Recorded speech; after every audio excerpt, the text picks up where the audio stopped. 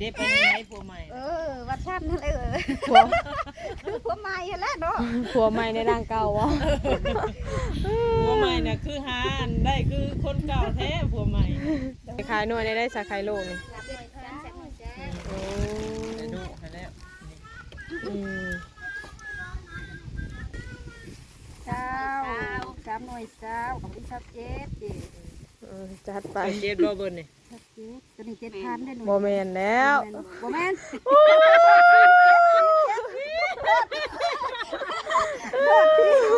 เนาะงงตลอดอันนี้แล้วกำไรหายทุนเกลี้ยงแล้วนี่เนาะข่อยฮู้อยู่แล้วจำมุกข่อยยังบ่ได้จวดเพิ่นให้เพิ่นเว้าซะก่อนนะลูกไข่บ่7ไข่เพิ่นแล้ว47,000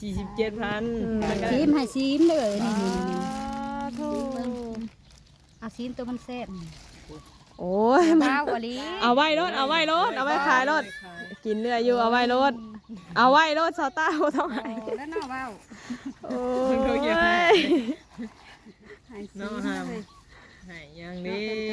ไม่ขายเอาอันนี้ไม้นึงก็พอได้คันให้ซีมนี่ซีมตัวนี้สีมือเพิ่นได้สนวนบ่เอาไว้ซะตัวน่ะเอาไว้รถเห็นว่ากันเนาะบ่เอาไว้รถเอาไว้เอาไว้เอาไว้เพียนกันเท่านึงโอ้ยเนาะ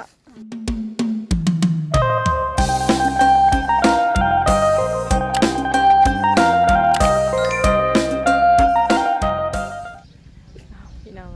ก่อนอื่นกราบทักทายสบายดีสวัสดีพ่อแม่พี่น้องเนาะปลาลงกันเบิดสุขุสุคนคือเก่าเด้อพ่อแม่พี่น้องมื้อนี้เนาะมื้อนี้เปิดภาพกันพบเจอกันอยู่ที่บ้านนาแพกเนาะพี่น้องเนาะถือว่าบ่ได้มาพี่นี่กะเจ้าพี่น้องรถนานพอสมควรเนาะพี่น้องเกือบเข้าปีนึงคือมื้อนี้กะมาเวียกกับสาวนวลเนาะพี่น้องเนาะมาหาทางแม่น้องน้ำหวานเพิ่นพอดีเข้าตามหาแม่น้องน้ำหวานอยู่ในหมู่บ้านก็เลยผ่านมาเห็นทางสาวต้าเพิ่นพี่น้องเอ้ยมีห้านขายเครื่องขายของเนาะบ่ฮู้ว่าเพิ่นพาลูกเพิ่นมาเล่นบ่หรือว่าแนวใดพี่น้องหรือว่ามาขายเครื่องอยู่พี่เนาะพี่น้องเนาะพออยู่เพื่อนเพิ่นบ่เห็นพี่น้องเอ้ยไปเดี๋ยวเข้าไปโอ้ไปร่มไปถามไทยเยี่ยมยามทำข้าวเนาะทางน้องต้นกล้าและก็สาวต้าเฮาพี่น้องเอ้ยเป็นแนวใดอยู่ดีมีแฮงอยู่บ่ได้เข้ามาโดนนานพอสมควรเนาะพี่น้องเนาะโดยจังใดก็พาพี่พาน้องเข้ามาเป็นกำลังให้ใจกดไลค์กดแชร์เบิ่งคลิปเบิ่งโฆษณาให้คือเก่าหน่อยเด้อพี่น้องเด้อเนาะโดย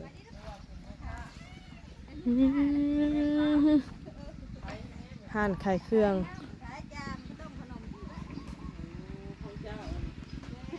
โอ้เป็นแม่ค้าเศร้าขายเลยเนาะสบายดีเด้อเนาะโอ้น้องต้นกล้าเฮากะโอ้ยิ้มหวานเลยนี่โอ้ยทักทายแม่ไปนั่นมาซะถือใจตัวใช้ขายยังนี่ค่ะขายจามขายขนมดอกอันนี้5เครื่องเพิ่นน่ะโอ้ตัวให้ได้นะขายเครื่องนะว่ามึงดูฮะซื้อเครื่องเซนี่สรุปอันนี้ก็แม่นบ่นี่กะแม่นโอ้น้ำเย็นแม่นอันหั่นเพาะหั่นเผอทางหลังก็แม่นบ่ของเอ้ยโอ้เอ้ยเจ้าบ่ขายเพิ่นขายคือกันเนาะขายให้นักเรียนบ่แม่นนักเรียนก็พอได้อยู่บ่แต่ละมื้อพอได้อยู่เนาะให้กว่าเฮาว่าได้อยู่จ่ายสำนักองเรียนกันเนาะแม่นั่นเด้แม่บอกเพิ่นเมื่อขายอยู่เรือนแล้วตามหาเพิ่นผู้เข้าไปหาในหมู่บ้านแล้วตามตัวดีนะเพิ่นนำมันยังอันนี้หั่น2พี่น้องเนาะเว้นแล้วก็มื้อแล้วโชว์โอ้ให้กลัวแพทย์เนาะเอ้ยกับน้องเนาะคือกันอันนี้ห่างกันจักปีนี่ค่ะจังว่าหั่นแหละบ่จักจนบ่จักมาแต่ไปบ่จักบ่จักจนบ่จักมาแล้วก็พากันตั้มแบบนี้ขายไม่ยังขายเพิ่นให้นักเรียนถ้วยเท่าใดนี่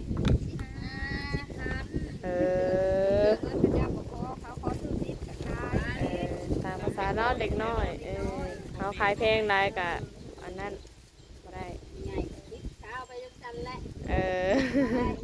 เอาว่ากันไปเนาะบัดยามมื้อแรงได้สาเอามื้อได้นี่ยามมื้อแรงกะ คนเมื่อ โอ้ใส่รถบ่หรือ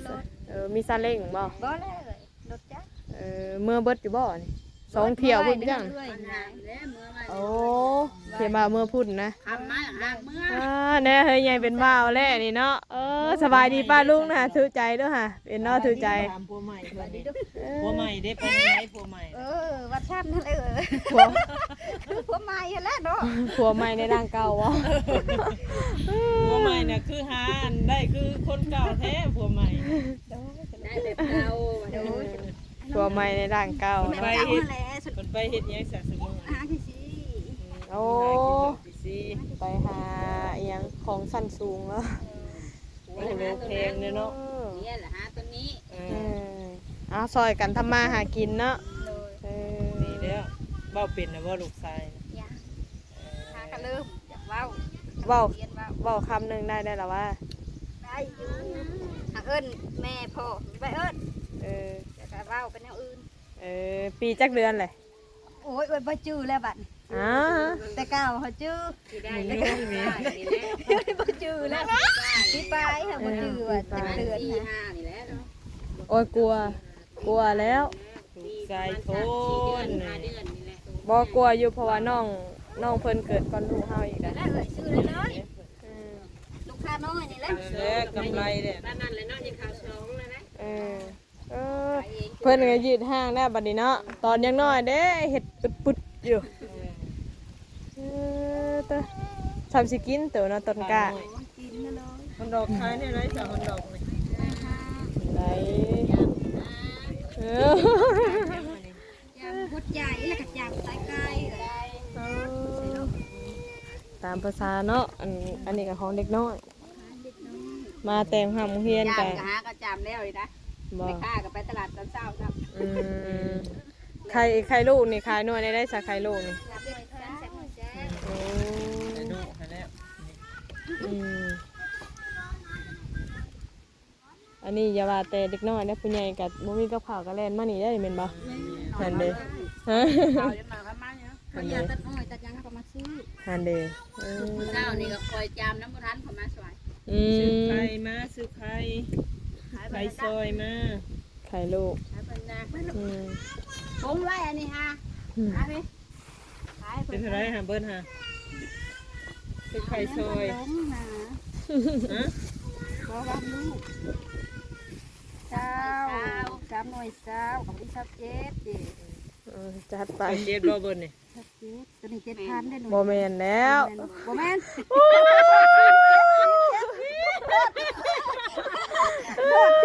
บ้านเลยเนาะยังงงตลอด อันนี้แล้วกำไรหายทุนเกลี้ยงแล้วนี่เนาะ ข่อยหูอยู่แล้วจำมุกข่อยยังไม่ได้จวดเพิ่นให้เพิ่นเว้าซะก่อนนะ ลูกไข่บ่ 7ไข่เพิ่นแล้ว 47,000 27,000 เทือกับใบแชนมากบอกเป็นนั่นทอนแล้วก็ปลาใบชะกอน โอ้ บ่ได้เฮียนบ่สตา เออ เราบ่ได้เฮียน จบจบปอใดเด้ หน่อยซื้อเลยก็แล้วบ่ได้อันนั้นฉันนะ เอ้าสั่นตดๆเต้นๆ โอ้ยเนาะถ้าว่าว่าซื้อจะกี่ซ้ำไดอันนี้นะ บ่แม่นอายกล้องจัก ว่าเด้อเฮ้ยเนาะบ่ได้เข้ากล้องฮอดแล้วบ่ปีหนึงฮึ YouTube เขามาหาอยู่บ่เดี๋ยวนี้น่ะจนอยากลืมพุ่นน่ะเนาะ เก่าแล้วมันชิ้นแล้วเนาะ จนลืมนะบ่เพิ่นก็ยังดีอยู่เพิ่นก็ทำมาหากินเก่งอยู่เด้ ไปขายเขาได้ซื้อเก่าเป็น5ขายแล้วเธอก็ซื้อ โอ้ บัดนี้นักเฮียนข่าวเลยบ่ได้5นักเฮียนข่าวเลยพากันบางทีก็วันผิดเฮาก็ไปแล้ว จะขายทุกมื้อแม่นบ่ ขายทุกมื้อ เอาสมมุติว่าหาบขาย4คนน้อยเพิ่นอยู่นำไผซะนะ ผัวอยู่ให้ผัวอยู่ ให้ผัวอยู่ วันผิดให้คนอยู่แบบผัดมาแต่ขายแล้วก็ตอนแรงแล้วก็พอดีบ่ต้องเห็นด้วยบัด เห็นซื้อเครื่องขายอีกนะ รู้จักไปแล้วเนาะ จับไป ผัวไปบอกด้วยเมียไป นี่นะไปหรอกผัวมาคันวันแบบนี้ได้สิเป็นวันผิดแล้วคนอยู่ เป็นได้ข่าวน้ำสัมปลาแล้วบ่ละบ่เฮ็ดให้เฮ็ด ยั แล้ว ง เหลือหันค่าขนมมักละพรขยะ ใจเด้อ โอ้ยเนาะ ใจได้แล้ว โชคให้มาน ไปจังได้ข้าวน้ำแล้วมันบ่ โอ้ยเรียกแต่สิ้นคนน่ะเฮ็ดบ่เฮ็ดก็แล้วค่อยนะ ยามเจิมเด้อให้เพิ่นชิมแหน่ผลไม้หาจามเด้อ เอาไว้ขายรถเอาไว้รถ โอ้ โอ้ยอย่าว่าซั่น เบิ่งสีสันมันก็ ชิมให้ชิมเด้อนี่ โธ่ เอาชิมตัวมันแซ่บ โอ้ย ว้าวอลี เอาไว้รถเอาไว้รถเอาไว้ขายรถกินเนื้ออยู่เอาไว้รถเอาไว้รถซาต้าบ่ต้องให้ แล้วน้อว้าว โอ้ย ให้ชิ น้อง ม ห้าม เลย ให้อย่างนี้ไม่ขาย เอาอันนี้ไม้หนึงก็พอได้คันไทยซีมนี่ซีมตัวนี้สีมือเพิ่นได้สะนวน อืม บ่เอาไว้ซะตัวน่ะเอาไว้รถ เห็นว่ากันเนาะ บ่เอาไว้รถเอาไว้รถเอาไว้อ๋อเอาไว้สิ เพิ่นเรียนกันเทื่อนึงให้ โอ้ยเนาะ ชิมนี่แล้ว ให้ซีมเนาะล่ะลุกเลย ซีมกับซีมโพต้องว่าทานซีไม้เนาะ บ่ได้เฮ็ดขายนี่กับบางเถื่อก็น้องมากอ่ะให้กินไป อืม บ่แม่นว่าเขาขายบางเถื่อน้องนุ่มมาแบบให้เขากินลูกหลานมา อืม เขากินได้ทาน โอ้ยพี่น้องไอ้เนาะ เฮ็ดขายว่าสิเด้อเอาลูกไปลงที่ดินลำบาก จังได๋ล่ะบัดนี้ เฮาก็อาบ อ่า น้ำแล้ว ลูกน้อยคือกันบ่น่ะกะ ไปแล้ว โอ้ นี่บัดใหญ่คึกรำบัดเนาะ ตาเอื้อยเพิ่นก็มาขายเครื่องคือกันบ่มาเล่นเออ หัวอันนี้ก็น้ำอันนี้เนาะไม่เจาะอะไรนะ นี่แหละเจ้าก็ไปตัดอ้อยแล้ว โอ้จอดแล้วเป็นตาแพงแค่สะนวน เมียนบ่นะ เออ โอ้คนละว่าพามันไง กินไก่โอ๊บนี่ก็มีแต่ลูกนอกซื้อนี่ลูกแต่ความหุ่นยักษ์ตัวแซ่บเลยเด้อ บ่ กินเท่านั้นลูก เออ ของยังของจีนบ่ จักแล้ว โอ้โหของฝรั่งบ่ อืม สั่งว่าเนาะ ตีละ5,000 อืม แบบไก่แบบตีนไก่เท่านี้เลย ของขายอันนี้ถุง5,000ได้นี่เนาะเออ โรงเรียนเขาเรียนฮอดใส่อันนี้ฮอดหม้อบ่ บ่ห้า โอ้สุดๆก็หา บ่ห้า แล้วพอทางไปเฮียนกับในทึบชับ โอ้ยเนาะเออ พี่น้องซะเนาะเดี๋ยว นี่ นี้ โอ้ยร้านนี่ผู้ลูกแล่นก็ผูก เบิ่งในสตาร์ย่านได้เนาะ แล่นไปน้ำหนักเรียน ย่านได้ ประสบบทเห็น โอ้ เอาหยังเนาะ ใส่ลูกค้าเขาแล้ว ค่ะบัดเด้อบัดเด้อ เรื่องเอารถหามาจาม อืม มาลูกกะทิไม่นะคะเอามาซิป ขายของอยู่ดูของกิน 3,000ซิปฮัลโหลทะเล คาโลคาเล จามเอ๊ะบ่ ผู้มาเรียนพายเดียวกันคือเจ้าเฮ็ดแบบนี้ผมบ่มันเด็ดบ่ อันนี้เขาจ้างเพิ่นปลูกบ่หรือว่าเพิ่นปลูกให้ เป็นตลาด โอ้ ตลาดนัดบ่ เองเพิ่น ตลาดนัด มาตั้งแบบปุ๊บคืนเองคันวันเสาร์น่ะขายอยู่ฮะคุณเฮา เออตู่ตะสู่ชีวิตทางหลังคา เดี๋ยวนั้นเนี่ยมันเย็ อ่าน นไหมคะ ถ้าว่าฝนตกแล้วก็หัวแล้ว อืม วันเสาร์หลังหาเอ็นมาขาย อืมนี่หาก็เริ่มขายมาตอนเด็กน้อยเขาโรงเฮียนนี่บ่ แม่ โอ้ ก็ลืมขายตอน2เดือน โอ้ขายกับเอื้อยเนาะ ต้นขามมะขามไปน้ ก็ได้กินเมียกระยานะ เออถ้วยแจวเนาะเล็กชายต้นกล้า ใช่อีกได้อีก เอาจะได้บัน ได้จะได้แล้วอะ ซื้อได้เลยลูก ซื้อบ่จ่ายบ่ น้องอมยิ้มเนี่ยก็ว่าเอาไป ซื้อแล้วบ่จ่ายให้แม่บ่ น้ำกับคันลูกค้าซื้อก็ซื้อน้ เออ ลูกค้า หมูเอากับเพิ่นก็อยากได้ ลูกค้ากินหยังก็กินน้ำลูกค้าเลยอื ำดื้อ ม ใหญ่ก็ดื้อ อืม ไอ้ดอกซ้ำนี่สบายน้อยนึงย่างได้ไปได้เลยเด้ อืม เนาะโรงเรียนบัดเฮ็ดอยู่ไกลมีมันอยู่แถวนี้ ก็แต่เก่าเขาอยู่ในนี่โรงเรียนแต่เก่าอยู่นี่ อยู่แถวนี้บอกเพิ่นย้ายไปใหม่บอก แล้วเพิ่นย้ายไปพุ่น โอ้คืออยากทึบๆเลยเนาะทางในคือสิมีแต่ป่าแท้ มันแบบปลาไม่บิ๊กเลย เออ ว่าโรงเรียนน่ะกับพี่เพื่อนคนอีก อันป .1 ฮอดป .5 บ่ แม่ เออ อนุบาลฮอดป .5 เลย มีอนุบาลนำ แม่สองหมอแล้วไปเข้าอยู่โรงเรียนพุ่น หลายเติบเนาะหมู่บ้านนี่ก็เนาะจักร้อยนี่จักร้อยหลังคานี่ 600ป่ายอยู่ไร โอ้ หลายเขาออก ร้อยปลายอยู่แถวนอกแถวหยังสิเนาะ อืม แม่น้ำทางแม่น โอ้นี่ฮะขายเครื่องตลาดนัดบอนนานาเพิ่นมาขายแต่เมืองเพิ่นบ่อัน แม่น โอ้วันเสาร์ ขายเสื้อผ้า อืม อืม เพิ่นยังหาดใหญ่ พูดทางพูนก้านขายเครื่องแน่เนาะให้นักเรียนคือกันอันนั้นน้ำปั่นตัวนั้นเนาะ แม่น้ำปลา โอ้ ต้มขนมคือกัน ยังเอบยังนอนน่ะไปจักบาทนี่ เดี๋ยวนั้นเลิก อยากได้หยังอะนะ อายได้แก่ได้ อยากซื้อหยังบาทนี่อ๋อจะเอาเงินได้บาทนี่สตาร์ก็ได้เฮ็ดนาอยู่บ่ปีนี้ เฮ็ดอยู่ ได้หลายอยู่บ่ข้าว บ่เฮ็ดน้ำแม่ เออ ซอยเพิ่นเล็กน้อยให้แหล้วบัดเองเป็นไปได้ เออ บัดมือได้อยู่หามือได้บ้าง อืมเพิ่นให้ข้าวจักซอปีนี้ เพิ่นก็ให้อยู่สีให้ อืม ซื้อน้ำขายที่สีวันก่อนน่ะก็เขาได้ซื้อ อืม เอาใบหนึ่งเอาใบหนึ่ง ปลาจำปลาเท่านี้ก็ ช่วงนี้ก็ใครแน่ละว่าช่วงนี้ก็บ่ค่อยได้คัดสน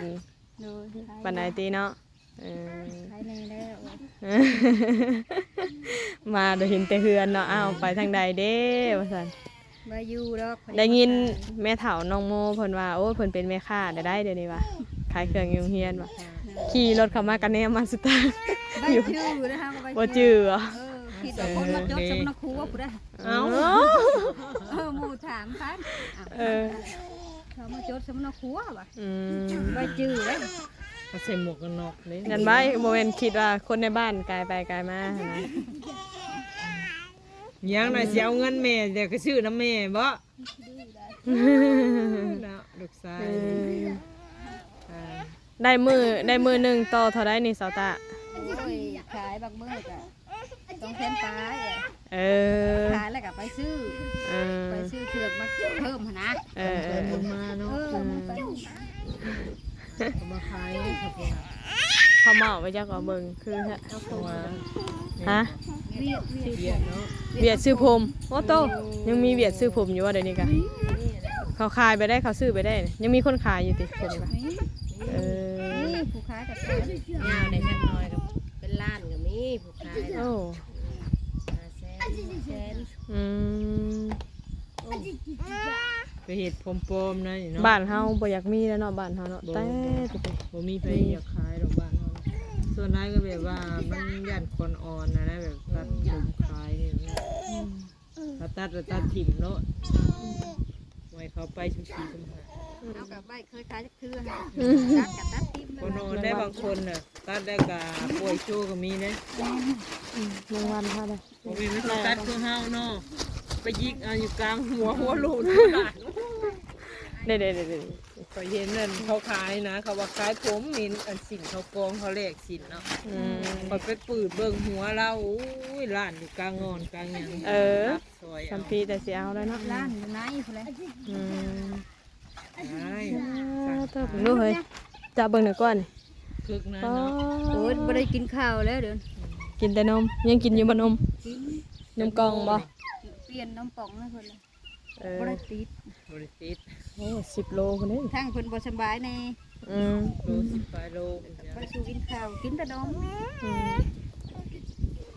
เปิดกระเจ็ด เที่ยวเอาแต่เงินคอยแล้วก็สิตีมือเพิ่น ทางหาดเอื้อยเพิ่นขายแต่อันเฟอร์บ่ ถ้าแมงวันเนี่ยในชาวตาไอ้ เออ สิโคน่ะเห็นไข่ หายเด็กน้อยนักเรียนพี่น้องในทางนั้นเนาะข้าวเปียกข้าวเปิ้ลอันนั้นเนาะ เปียกเผลอร้อน โอ้ยังหมอออก เดี๋ย นะ วเนาะ ตัวใหญ่ดีเนาะ จิกไว้คัก ว้าโชคเงิน ๆอืม ขายรับขายดีเนาะเขาเลิกดิ่งแล้วนี่เนาะเขาห่อเนี่ย คนเข้าห้องแล้วก็มาแล้ว อืม ให้เอาเด้อ 11 โมงครึ่ง หอยต้องแต่งนั่นก็แม่นบ่นั่นก็หอยนั่นก็แม่นบ่อ่ะคือไปไกลคือไปไกลหมู่แฮ่ใช่แล้วแต่3ผัวคืออยู่พี่ใช่แล้ว 10 มอจะไปกระดุมเห็ดเลย ไก่สับมีเนาะเอาก็ได้ตัว มันก็โอเคแล้วสำนี้เนาะต่อแตดพอได้ให้น้องต้นกล้าน้องต้นกล้ายังกินนมหลายคือเก่าอยู่บ่ยังเมื่อคืนเนี่ยยังกินอยู่บ่คืนหนึ่งบัจกล่องคืนหนึ่ง เพื่อแบบโอ้ 4 3 โอ้ตอนเว้นสิได้สะ เว้นมันแบบบางมื้อก็3 กล่องแบบทอมันได้ลิ้นเนาะ ยามเมื่อคืนนี่แหละเนาะนอนแล้วหาบ่แต่ อย่างนอนนะยังไม่ทันได้นอนบ่โอ้เนาะพอเรานอนนะ ครับนอนค่ำบางมื้อก็ไปนอนเว้น อ๋อ